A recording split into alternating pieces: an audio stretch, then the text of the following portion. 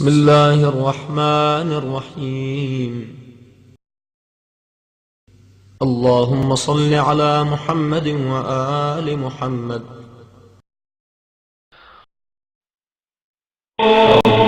اللهم كن لوليك الحجة ابن الحسن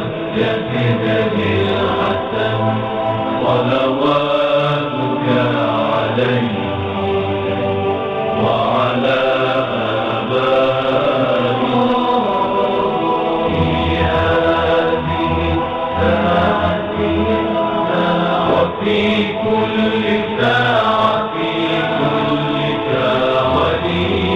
وليا وحافظا وقائدا وناصرا ودليلا وعينا حتى تسكنه أرضك